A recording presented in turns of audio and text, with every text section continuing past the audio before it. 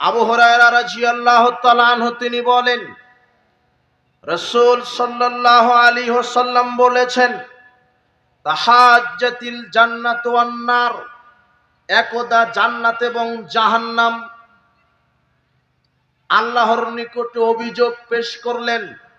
অভিযোগ পেশ করে বললেন, ক্বালাতিন নার, জাহান্নাম বললেন, আয়া রব্বি ফামালি, কি ব্যাপার হে প্রতিপালক, লাউ সিরতু বিল মুতাকাব্বিরিন ওয়াল মুতাজাব্বিরিন, আমার নিকটে শুধু অহংকারী স্বৈরাচারী যারা, এদেরকে কেন জাহান্নামে দিলেন? তখন আল্লাহ জাহান্নামকে বলছেন, ইন্নামা আনতি আযাবি, জাহান্নাম তুমি আমার আযাবের অংশ। আমি যাকে শাস্তি দিতে চাইবো ও আযযাবু বিকা মান আশাউ মিন ইবাদি, আমার বান্দার মধ্য থেকে যাকে আমি শাস্তি দিতে চাইবো জাহান্নামের দ্বারা আমি আমার কিছু বান্দা বান্দীকে শাস্তি দিব।